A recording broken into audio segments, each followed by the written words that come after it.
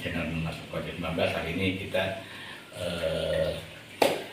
tausiah buka bersama di Sekolah Al-Kalam bersama Ustadz Bedowi di 20 Ramadan 1445 Hijriah bertepatan dengan akhir Maret 31 Maret 2024. Jangan lupa menyaksikan, jangan lupa untuk subscribe, like, share, dan komen. Terima kasih. Assalamualaikum warahmatullahi wabarakatuh. Salam rahmat.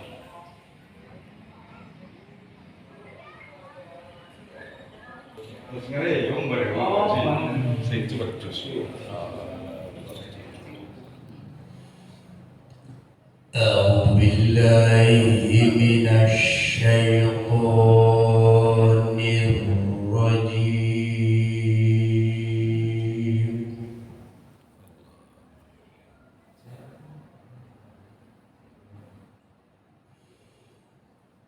بسم الله الرحمن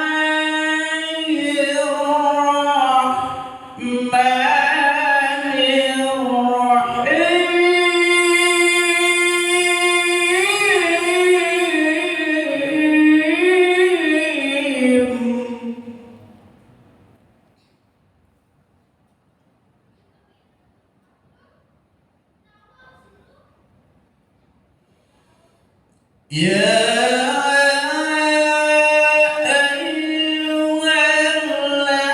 الذين آمنوا كتب عليكم الصيام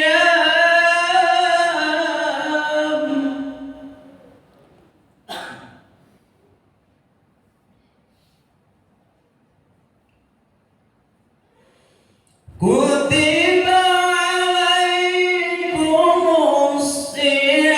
الصيام كما كتب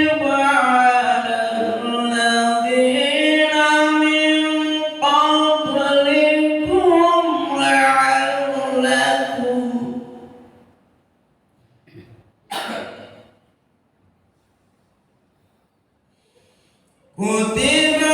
عليكم الصيام كما كتب على الذين من قبلكم لعلكم تتقون.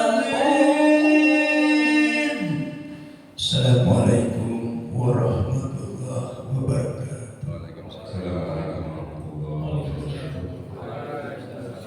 Bismillahirrahmanirrahim. Wassalatu wassalamu ala Rasulillah wa ala alihi washabbihi wa wala. La haula wa la quwwata illa billah. Bismillah wa yassir wa hlul 'uqdatam min lisani yafqahu qawli amma ba'du. Para bapak hadirin jamaah yang saya hormati dan mudah-mudahan dimuliakan oleh Allah Subhanahu wa taala. Wabil khusus kepada Ketua DKM, para satid, para pejat, tokoh masyarakat pada keseluruhan yang sangat-sangat saya muliakan, dan mudah-mudahan ditambah-tambah kemuliaan oleh Allah Subhanahu wa taala. Alhamdulillah, kita ucapkan pada kesempatan sore hari ini sebagai kepada syukur kita pada Allah, di mana Allah masih berikan kesempatan kepada kita, Allah masih menitipkan nikmat kepada kita, terutama nikmat iman Islam, tidak kalah pentingnya nikmat terpanjang dalam keadaan sehat walafiat. Berkat nikmat tersebut kita bisa berkumpul bersilaturahmi di tempat yang mulia ini dalam rangka bareng-bareng thalabul ilmi sambil nunggu waktu buka puasa, dengan harapan mudah-mudahan lewat perkumpulan ini, lewat silaturahmi ini, disuruh mulai amal. Li annal amala la yaslu illa bil ilmi. Fa idza kana al amalu bi ghairi ilmin kana ma yufsidu aktsara mimma yuslihu. Bahwasanya yang pertama itu amal itu butuh pada ilmu. Kenapa? Karena seturunnya amal la yaslu iku ora bagus illa bil ilmi, kecuali dengan ilmu. Fa idza kana al amalu bi ghairi ilmin, maka apabila ada apa amal tanpa didasari ilmu, karena ma yufsidu aktsara mimma yuslihu, maka kerusakan itu jauh akan lebih banyak ketimbang kemaslahatan. Kalau sesuatu tanpa didasari ilmu apapun kali bentuknya kan, itu mafsadatnya, kerusakannya jauh lebih banyak ketimbang maslahatnya kalau sesuatu tanpa tanpa ilmu. Pengen jadi wali kota harus punya ilmu. Pengen jadi presiden kudu duwe ilmu, buku nyalon presiden ilmu kudu acak-acakan pokoknya kan. Jangan buban yakin berak-berakan pokoknya. Apapun lakangnya semua itu butuh ilmu. Kalau tidak dasar ilmu semuanya akan rusak. Makanya kata ulama mengatakan al-ilmu imamul amal wal amal tabi'uhu. Ilmu itu adalah yang membimbing amal, adapun amal itu ikut kepada ilmu. Karena kalau terdapat dasar ilmu, wa kullu man bi ghairi ilmin ya'malu amalu mardudatun la tuqbal. Amal tanpa ilmu amalnya akan ditolak oleh Allah Subhanahu wa taala. Tidak akan diterima oleh Allah. Makanya apapun aktivitas ibadah kita itu kan kita harus tahu ilmu. Kita mau sholat ya harus tahu tata cara sholat, nggak asal sholat. Harus tahu lah orang sholat itu seperti apa. Dalam ilmu sholat itu kan punten. Yang penting mah tahu tata cara sholat. Nggak harus mengerti apa yang dibaca dalam sholat. Mengerti atau tidak mengerti tetap sah. Kalau semua harus mengerti dalam urusan sholat, yang dibaca dalam sholat orang harus mengerti, babak belur lah kan. Barangkali punten kita yang kumpul di sini belum tentu 1-2 orang yang mengerti. Belum tentu semuanya bisa mengerti apa yang dia baca. Makanya dalam sholat tidak perlu mengerti atau mengerti, tidak mengerti sholat tetap sah. Yang penting tahu tata cara sholat itu kan, kalau sholat itu harus seperti apa. Iya toh kan? Kan dalam sholat itu ada yang namanya syarat wajib sholat, syarat sah sholat, rukun sholat, yang membatalkan sholat. Ya kayak syarat wajib sholat kan orang yang berkewajiban melaksanakan sholat, berarti masuk ke dalam kategori syarat wajib sholat. Siapa yang berkewajiban melaksanakan sholat? Ya otomatis pertama muslim, kedua sudah balik, kalau belum balik nggak perlu sholat. Terus Ustaz kalau sholat bagaimana? Dapat pahala nggak? Ya dapat. Buat siapa Ustaz? Buat bapaknya, buat emaknya. Kenapa dikasih bapak ibunya? Karena masih kecil kan belum butuh pahala, belum butuh sama pahala. Belum butuh kan, orang belum balik itu belum butuh pahala. Kenapa? Karena punten kalau orang itu belum balik dia meninggal dunia jaminannya surga dari Allah. Mau anak itu mau nakal mau nurut, tapi kalau dia belum balik kan rufi al-qalam itu pena malaikat belum berlaku. Ya kan ya, makanya kalau orang kecil sholat pun dapat pahalanya buat siapa? Buat orang tuanya. Kenapa buat orang tuanya? Dianya belum butuh. Terus kalau orang kecil belum balik sekarang Ramadan di puasa nih, pahalanya buat siapa? Buat orang tuanya. Kenapa? Dianya belum butuh pahala buat apa? Gitu tuh kan. Jadi kalau punya anak terus nggak sholat nggak masalah Ustaz. Ya jangan ya. Kalau punya anak tetap diajarin sholat, dibawa ke masjid, diajarin sholat. Jangan disuruh sholat Haji, tapi diajarin sholat. Kalau diajarin sholat berarti orang tuanya ikut ke musola, ikut ke masjid. Jangan anak disuruh sholat. Anaknya disuruh sholat, berangkat ke musola, bapaknya umat yang kerempong. Aku rusuh di musola ini keremput. Di sini aja tuh kawan, anak-anak kecil masya Allah, apalagi kalau terawih sampai imam bacanya kagak dengar. Kenapa? Ribut anak-anak, nambah dimarahin, nambah rame. Kenapa? Karena orang tuanya marah, anaknya ribut, nyakin uang, nyakin acak-acak. Ini makanya kalau ilmu di dalam hal kaitan kewajiban sholat seperti itu, anak kecil itu pada dasarnya dia belum punya kewajiban. Kalaupun dia melaksanakan, dia tidak butuh pahala, dia tidak butuh terhadap pahala tersebut. Buat apa? Ya kan ya. Makanya kadang-kadang punten kalau ada orang kecil meninggal dunia sudah pasti jaminan surga, enggak mau ditahlilin, enggak dikirim yasin, enggak kirim apa-apa, enggak pasti surga itu mah. Yang model begini nih yang perlu dikirim mah. Takut kontrol kalau masih kecil baju punten itu jaminan surga. Karena kalau orang kata ilmunya apa aja di sini aja itu ada kan punten anaknya masih kecil, masih SD belum balik kan, masih SD kelas 1 begitu meninggal meninggal dunia karena kebiasaan di sana itu pakai acara tahlilan.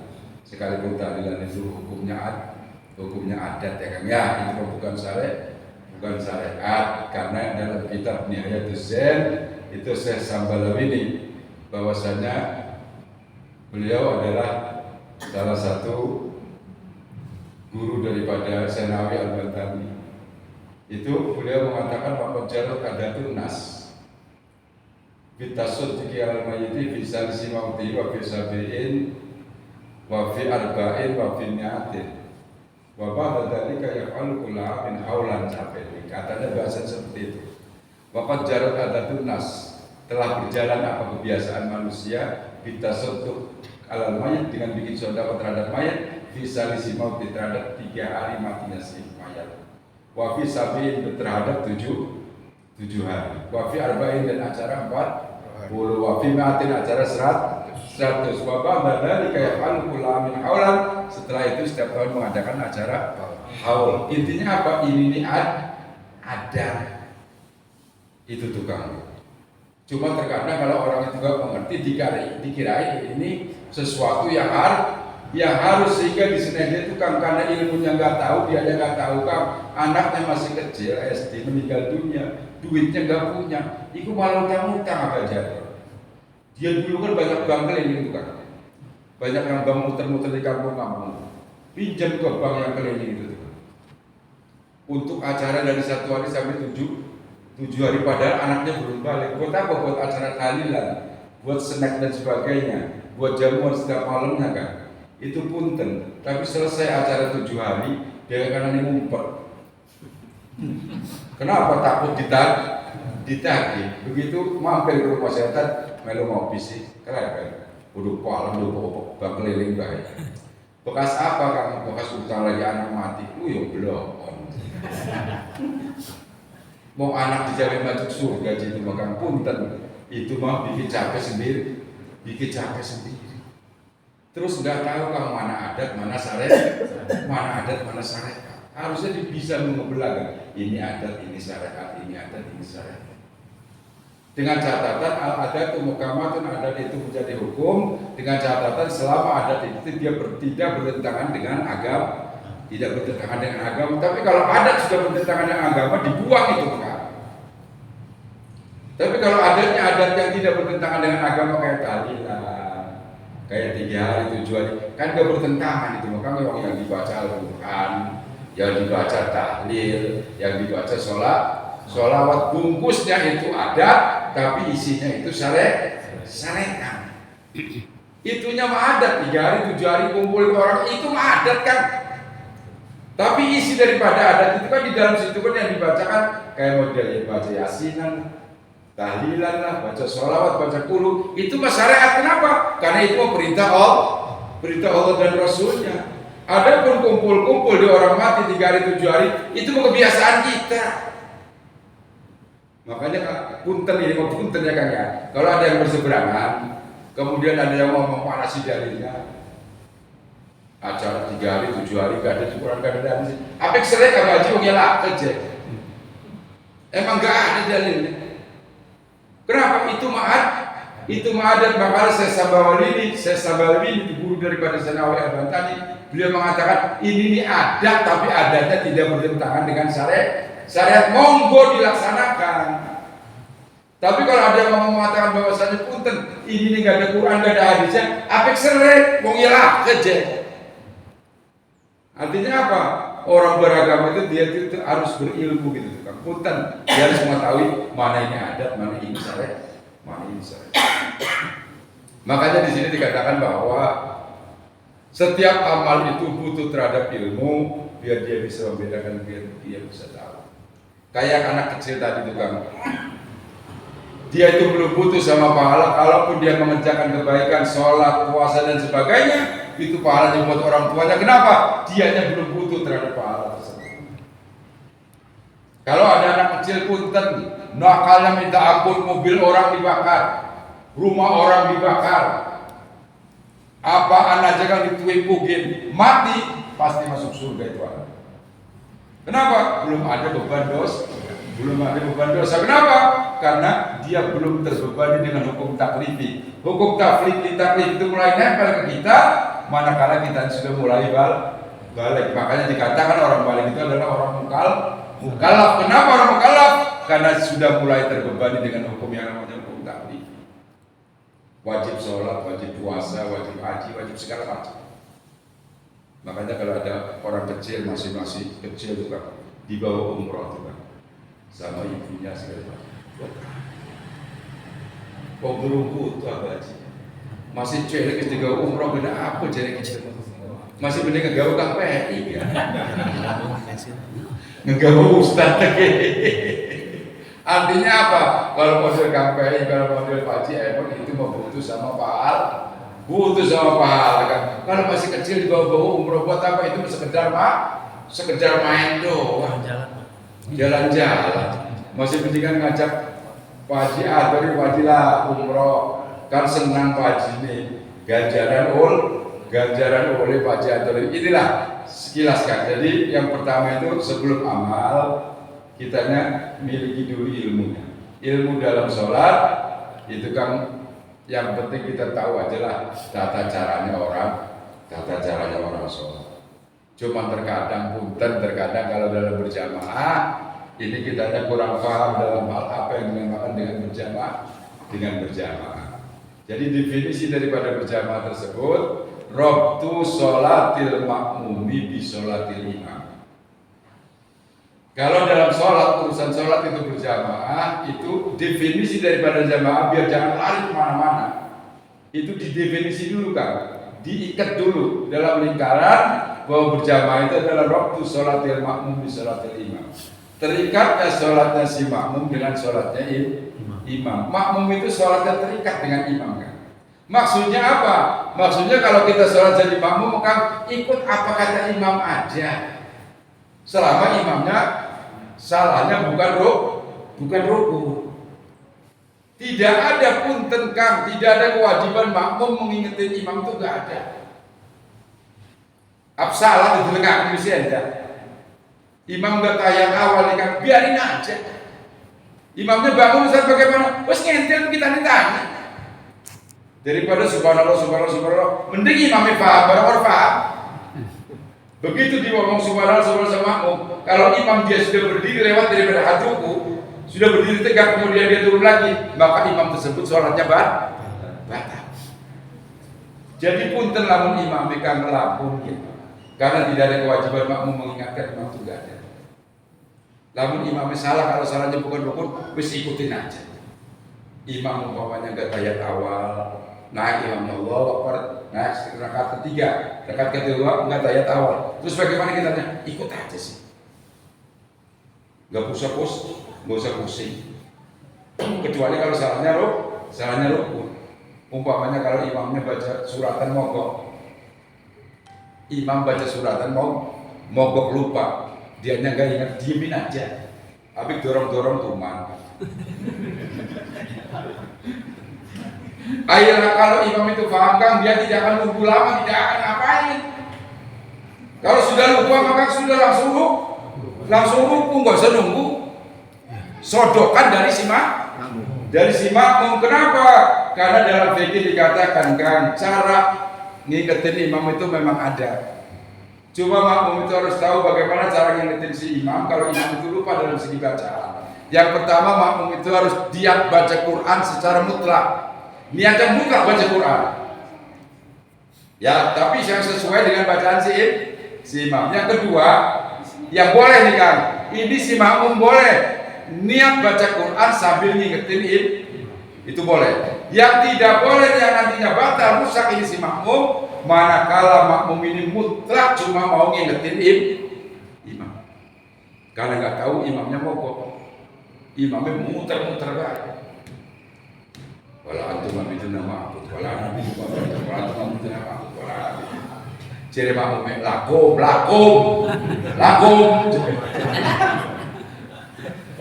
Saking gue reketan. Artinya pun kitanya yang jadi imam juga harus paham, yang jadi makmum juga harus paham. Jadi kalau ilmu dalam berjamaah itu kan waktu sholatil makmum di sholatil imam. terikat sholatnya makmum itu dengan sholatnya imam. Jadi kalau imamnya umpamanya rakaat kedua nggak kayak awal, bagaimana itu ikut aja. Imamnya nggak pakai dua kunut, ikut aja. Apa kata imam aja? Gitu tuh kan. Wong salat berjamaah, tapi minter nih. Kadang-kadang di sini aja saya mau ngomong. Kadang di sini aja itu kamutan, di sini aja itu kalau sholat subuh pakainya doa kunut imamnya. Atau kalau kata saya menjadi makmum ngindir, mesti diangkat. Apa sih berarti orang angkat doa? Saya juga kamutan kalau sholat saya di satu tempat, imamnya nggak pakai doa kunut, saya juga nggak pakai doa kunut. Saya bangun menhamidah, Rabbana alhamdulillah langsung nggak pusing. Kenapa? Wong imamnya nggak pakai. Oh, tapi kadang-kadang ada kan punten, imamnya pakai kunut, makmum bekorgel. Jadi imamnya Allah mati bermandat, jadi makmumnya orang. Wene. Lah itu marah apa sih makmum sih? Mau jadi makmum juga ganti. Jadi makmum punten, makmum ikut apa kata imam selama imam itu nggak batal. Terus logikanya kalau dia ini nggak mau nih, si makmum ini nggak mau nih kan, dengan perasaan di hatinya bahwa makmum ini imam di sholatnya rusak karena baca doa kunut kemudian rusak, si imam nih keyakinan makmumnya tadi nggak mau tuh kan, meyakini kalau imamnya rusak, dianya ikut, lah rusak sama aja si makmum mega. Jadi punten kenapa? Karena berjamaah seperti itu. Tesnya kan ya. Jadi punten lah kalau imamnya yang jadi imam juga punten kalau bacaan Qurannya juga kira-kira kan kadang-kadang ada nih wajah derwet dan kadang-kadang begitu baca ya kan ya pasti hilang. Yang namanya manusia kan hilang di pikiran, ngeblank, terus langsung ubah.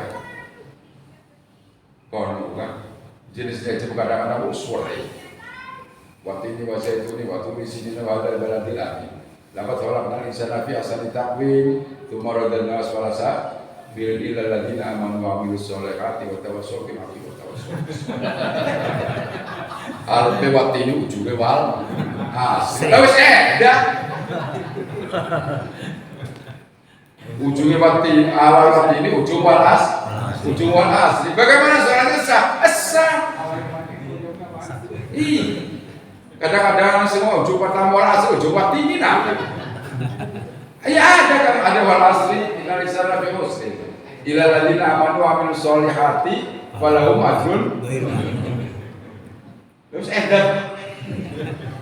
biarin aja kenapa? Karena sifatnya bukan roh pun apik gue ger. Iki kadang-kadang imam salah bacaan Jokowi itu. Samanya pun tentraweh sekarang dengan baik ikannya memang orang ilmu ini pun. Biasanya baca witir itu kan pertamanya kalau witir 3 rakaat itu yang pertamanya itu menggunakan sabis. Rakaat pertamanya kan yang harus sengaja. Kemudian rakaat yang keduanya pakai kuliah. Nanti rakaat ketiganya 3 surat sekaligus dulu. Falak bin nas. Ternyata di satu tempat itu kan baca sholat witirnya itu rakaat pertamanya dia baca kulhu. Cara fikir ini, rakaat keduanya qul a'udzu falaki, rakaat ketiganya qul a'udzu nas. Jadi tidak baca sabis, tidak baca kul ya. Iku makmum kiamat gue ger banget. Jadi kita remeh dikit. Salah kayak ini, salah remeh jadi kita. Lah orang baca sabis, orang baca kul, orang baca sabis, orang baca kul, remeh. Emang orang salah. Lah mboya,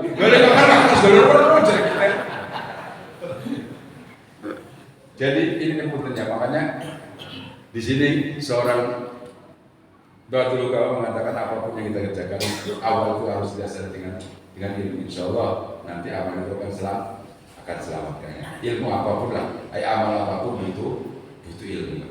Kemudian yang kedua karena ada 4 di sini kan. Wasani an-niyatu fi mabda'il anna al-amala la yasluhu illa bin niyah. Wasani taris nomor loro bahwa amal tersebut butuh kepada niat fi mabda'i manakala mulainya amal. Karena innamal amalu bin niyat la ajra liman la niyata. Bahwa niat di sini beda dengan azam. Kalau niat itu bahwasanya pastusnya muqtaranan bi fi'li. Terkecuali kalau memang dalam keadaan yang masyaqqah, yang sulit. Maksudnya bahwa niat itu pastusnya muqtaranan bi fi'li, nejes sesuatu dibarengkan dengan pegawaian. Artinya kalau niat itu niat kita berwudu, berarti pas kita ngebasuh muka di situ tempatnya nih, di situ tempatnya niat. Pas kita ngebasuh nih kena airnya muka nih, di situ baru kita nih niat. Wa mahallun niyat fil qalbi, tempatnya niat itu adanya di hati bukan di mulut. Kalau di mulut itu wa yusannu talaffuzun niyat. Di mulut itu disunahkan apa melafalkan niat. Kenapa? Karena tempatnya niat yang dihitung itu yang ada di dalam hati. Jadi wa yusannu talaffuzun niyat disunahkan apa melafalkan niat kayak ngomong usolli fardhu maghribi salah rakaat mustaqbilan qiblat. Itu mas sunnah itu. Udah sholat itu. Kalau sholat udah sholat wajib. Turun lah. Kenapa? Karena yang namanya sholat mah punten diawali dengan takbir ditutup dengan makanya tempatnya niat dalam sholat maka pas waktu takbir pas Allah di sini nih ngomong. Saya sholat maghrib jadi makmum. Saya sholat isya jadi makmum. Ustaz nggak usah ngomong 4 rakaat segala macam, nggak usah lah nantinya repot, kepanjangan. Kenapa? Karena begini kan barang-barang niat itu cuma 3, qasdu, ta'yin, ta'rud. Kalau sendiri nih Kang, kalau dinyatakan dalam sholat nih Kang, contoh-contoh dalam sholat qasdu, ta'yin, ta'rud. Qasdu itu sholat isyur, saya sholat. Ta'yin nih, sholatnya sholat apa? Saya sholat fardu. Udah 2 tuh barang niat terbawa. Fardunya fardu apa?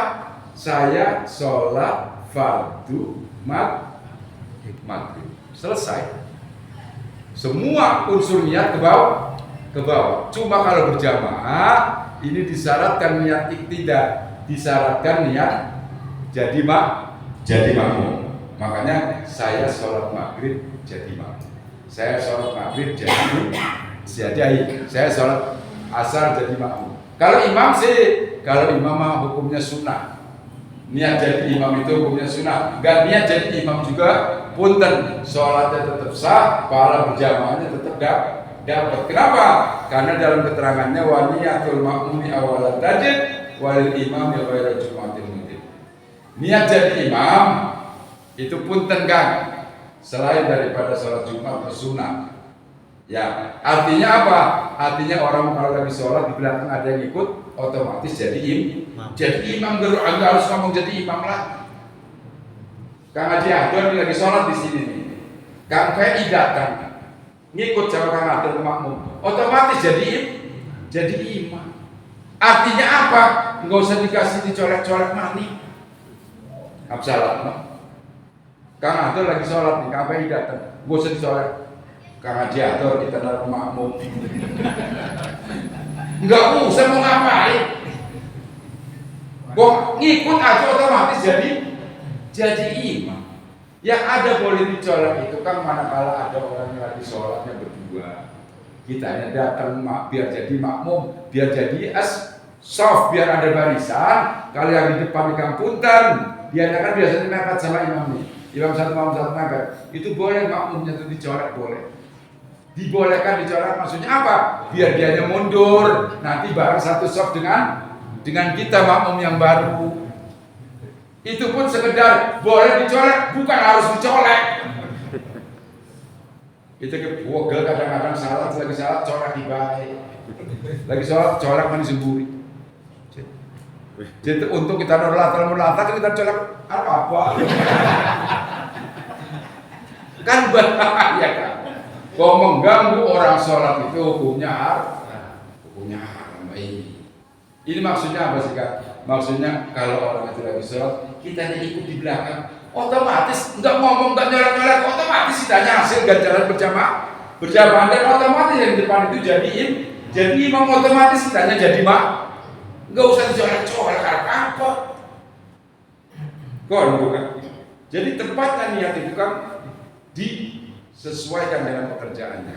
Mukhtaran BPI dibarengkan. Kalau lagi sholat itu niatnya pas lagi takbir. Jangan punya prinsip ada orang ngomong, kenapa dalam sholat dia nggak pakai usolli, kemudian pas ngangkat takbir cepet Allahu Akbar. Jadi punten, usolli dia nggak pakai, terus Allahu Akbar. Karena kenapa? Karena di hatinya kosong, dia nggak ada niat. Kalau yang ada niat itu pasti dia mengangkat Allah. Kenapa? Karena di sininya diisi dengan. Begitu saya tanya, Kang, kenapa saya bilang di takbirnya nggak ada niatnya? Dari rumah juga udah niat mau sholat. Jadi kita kasih mau makan, mau mandi, si mau menuju ke masjid, kan itu mau tutup niat arane azan sholat. Berarti kakak itu jadi kita punten, si mau makan niat sholat tuh. Lamun tikang jalan tabrak motor, kalau si itu salah gitu. Berarti niat syaratnya kan cuma kenapa? Karena sholatnya nggak dilaksanakan. Kenapa nggak dilaksanakan? Karena tadi berangkat dari rumah bukan niat, itu azam faidah azam tafatawakkal Allah dalam Al-Quran. Manakala kamu azam terhadap sesuatu, maka selebihnya tawakal kepada Allah. Niat kita nikah berangkat dari rumah mau sholat, azam namanya. Begitu di jalan kita jatuh, di jalan kita motor, itu namanya punten kan, itu mau urusan Allah. Sehingga tidak jadi ke musola, tidak jadi sholat. Kenapa? Karena kejadian seperti itu. Makanya faidah azam tawakal Allah. Kalau kita sudah azam, selebihnya tawakal, pasrahkan kepada Allah. Kita azam kan niat pengen mudik di Lebaran ini. Ya sudah, kita siap-siap saja mudik. Tapi kalau umpamanya sesuatu hal terjadi, banjir dan sebagainya sehingga menjadi mudik, itu urusan Allah. Jadi yang kedua nih kan, amal biar selamat, dia itu harus pakai niat. Di sini dikatakan bahwasanya al-amalu bin niat wa likulli imrin ma nawa fasawmu was-salatu wal hajju waz-zakatu wa sayru ta'ati la tasru illa bin niat. Bahwasanya segala amal itu tergantung niat. Maka puasa, salat, haji, zakat dan semua yang taat itu tidak mungkin terjadi tanpa niat. So, puasa butuh niat. Kalau niat puasa mah tidak konstitusi itu maka tidak dibarengkan dengan pekerjaannya kalau puasa. Kenapa? Karena eratnya niat sakto. Karena sulit. Jadi niat puasa mah boleh, habis tarawih langsung niat, nanti puasanya mah besok. Itu mah boleh. Kenapa? Elatnya kenapa? Di sakto. Karena sulit. Harusnya sih bagaimana harusnya? Ya harusnya maka pas begitu muncul fajar muncul baru niat. Lah kan pegel. Habis sahur melotot pengadil mereka nongol di fajar nongol aku pegel kakak. Makanya itu cukup di malam hari saja niat. Bagaimana kalau nggak niatkan puasanya nggak sah. Wis kalau kita gelis. Kalau malam ini kita nggak niat, lupa kita nggak niat. Kemudian punten yang kita pakai Imam Syafi'i itu begitu besok baru kita ingat ya Allah semalam saya nggak niat. Bagaimana? Tetap kita berkewajiban puasa, tapi puasanya nggak gitu. Cilegon melacur kuda. Ya baji ya, lacur kuda kan. Puasa mesti terus tapi orde itu kenapa? Karena nggak niat, makanya nggak salah. Ajrol liman la niat. Tidak ada pahala bagi orang yang tidak berniat. Terus bagaimana teknisnya? Kata Ustaz ini ada teknisnya tukang. Artinya untuk antisipasi pindah ke Imam Abu Hanifah, ke Imam Malik. Di situ dikatakan bahwa saya niat puasa nih besok Ramadan semuanya. Artinya apa? Itu menjaga-jaga takut-takut kalau lupa. Jadi kalau Ramadan puasa Ramadan mah niatnya itu kan harus minum malam. Tapi kalau puasa sunnah mah boleh. Yang penting sekalipun pagi jam 7, jam 8, jam 9, jam 10, jam 11 itu masih boleh niat puasa sunnah dengan catatan belum makan uduk, belum makan bakwan, belum ini. Kalau puasa sunnah mah, tapi kalau puasa wajib mah itu harus minum. Dan sholat dan itu niatnya kan pas waktu takbir. Kemudian berwudu niatnya pas membasuh muka. Saya niat wudu wajib karena Allah cukup sekali. Jadi ambil air, saya niat berwudu wajib karena Allah selesai. Ustaz terus bagaimana nawaitul wudu alirafil adasi langsung nikmatullahi ta'ala. Sok baca. sambil membasuh muka sambil baca nawaitul wudu mengko punten orang perangkat banyu mandi cakep. Terus bagaimana? Ya sudah sih kan nggak usah pusing, ambil aja gitu tuh kocok-kocok ngomong nawaitul wudu alirafil hadis. Kenapa? Kok nawaitul wudu mah belum wudu? Samanya usul itu belum sol. Jadi yang kedua itu butuh niat. Wah, mesti gelar gitu. Oke, dengan mari cocok ya. Cocok gelar ya. Sira meroro niat yang salat wal haji termasuk haji juga perlu niat. Kapan itu? Pas nanti begitu mau berangkat kepada Arafah, nawaitul hajj wa aqramtu bihi. Ya Kang ya. Tapi haji memang niatnya dua. Ada memang niat haji untuk ibadahnya di sana, ada niat untuk pemberangkatan haji. Kalau niat untuk pemberangkatan haji maka tidak cukup di hati, tapi kudu daftar dengan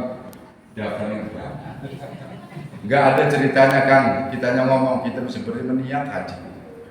Pengen kita maju seperti mesti niat haji gitu. Ngomong niat jadi daftar. Barang ngomong barangkali belum panggilan sih nyelok siapa? Tapi memang benar kok Kang, benar. Wa adin fil nasi bil haji qiyatu karijal wala kulli damiriyatin min kulli fajjin. Urusan haji panggilan. Kalau memang belum dipanggil enggak bakal datang. Enggak bakal. Jangankan enggak punya duit, banyak duitnya sekalipun. Tapi tetap dia enggak bakal datang. Kenapa?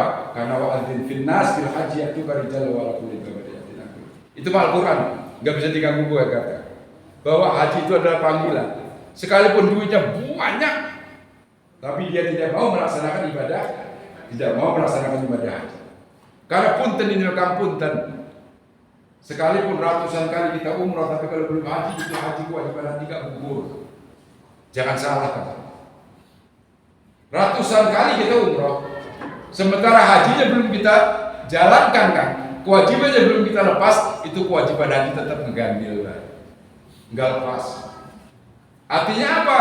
Artinya zaman sekarang ini kan orang banyak yang enggan mengambil haji dengan alasan bahwa itu nunggunya lama, sehingga dia umroh terus, kewajiban haji dia tidak dilepas.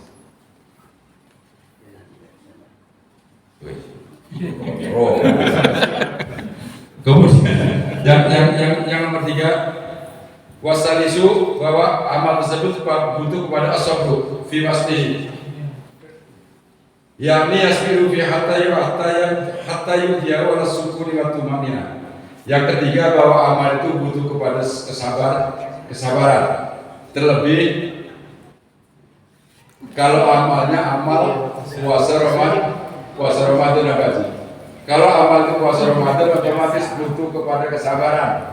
Nih, sekalipun rokok sudah ada, teh sudah ada, kurma sudah ada, belum waktu maghrib, ini teh masih haram, ini kurma masih haram. Kitanya harus sabar. Makanya di sini dikatakan bahwa yang ketiga itu adalah supaya amal itu selamat, dia harus memiliki sifat sabar. Yang terakhir yang keempat, warabi'u al-ikhlasu inda faroqihi, bahwa amal itu butuh kepada keikhlasan.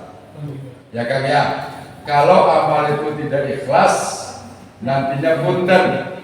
Yang namanya ikhlas itu yang seperti apa sih Kang? Dia itu Kang punten akan jalan dengan sendirinya, sulit untuk digambarkan namanya ikhlas. Karena begini, ini yang terakhir, bahwasanya al-amalu li ajlin nas wa huwa syirku, wa tarkul amali li ajlin nas wa huwa riya. Ini kan abadi terakhir. Fi'lul amal li ajlin nas, mengerjakan amal ibadah li ajlin nas karena orang manusia, wa huwa syirku, itu namanya syirik. Wa tarkul amal li ajlin nas wa huwa riya, tidak mengerjakan amal karena arah manusia, itu namanya riya. Jadi serba salah Kang, maju salah, mundur, ngerjain salah, kan ngerjain. Maksudnya apa Kang? Maksudnya kalau mau kerjain, kalau enggak ya sudah.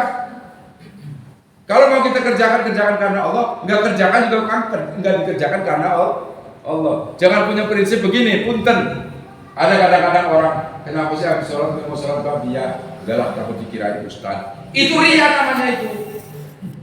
Nggak ngerjain sholat sunnah itu takut dikatain ustaz. Itu namanya ria. Kalau kita mengerjakan karena arah manusia itu namanya syirik. Jadi preman itu ustaz menambah lah. Ngerjain salah, ngerjain salah. Artinya apa? Artinya kalau mau mengerjakan kan kerjain aja, tapi karena Allah. Tapi kalau nggak mau ngerjain ya sudah, gitu aja sih. Kalau mau ngaji Quran, mau ngaji ya ngaji aja. Kalau kepengen ngaji ya sudah. Jangan ngaji kepengen dalam orang, yang ngaji karena takut dikarain ustaz. Salah dua-duanya itu. Yang ngaji karena arah manusia juga syirik, yang nggak ngaji karena arah manusia juga namanya ria. Jadi intinya kalau mau kerjain, ya nggak mau saya ya sudah wallahu a'lam. Itu saja Pak Haji yang bisa saya sampaikan sebelum ditutup. Bareng-bareng mengajar kepada Allah Subhanahu Wa Taala, mudah-mudahan segala aktivitas ibadah kita di dalam bulan suci Ramadan ini khususnya mudah-mudahan semuanya diterima oleh Allah Subhanahu Wa Taala. Allahumma shalli ala sayyidina Muhammadin wa ala alihi wa barik wasallim. Wa radhiyallahu tabaraka wa ta'ala bi kulli salatin wa barakatuh sallallahu alaihi wa sallam. Bismillahirrahmanirrahim. Allahumma inna nas'aluka ilman nafi'an wa amalan mutaqabbalan wa rizqan tayyiban wa shifaan min kulli da'in wa salatan min rahmatik. Allahumma ja'alna bil 'afiyati was salam wa qina bit-taqwa wal istiqamah. Rabbana atina fid dunya hasanah wa fil akhirati hasanah. Walhamdulillahi rabbil alamin. Assalamualaikum warahmatullahi wabarakatuh. Waalaikumsalam. Waalaikumsalam. Ya, telat 2 menit. Dia telat kan, soalnya 3 menit gitu kan. 2 menit panik. Demikian tadi tausiah yang oleh karenanya kita tutup acara malam hari sore hari ini dengan bacaan hamdalah. Alhamdulillahirabbil alamin. Kurang dan lebih yang mohon dimaafkan. Wassalamualaikum warahmatullahi wabarakatuh.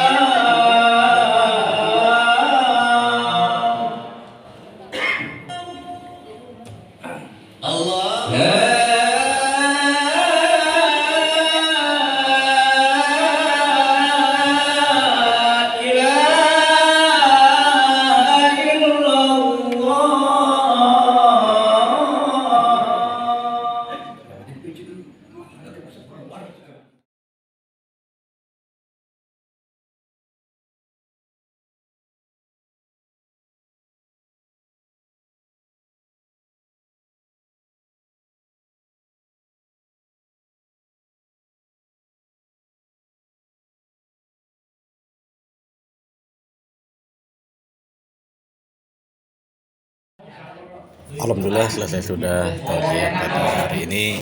Semoga bermanfaat untuk kita semua, menambah keimanan kita. Jangan lupa untuk sahabat subscribe, like, share, dan komen. Assalamualaikum warahmatullahi wabarakatuh. Sampai jumpa.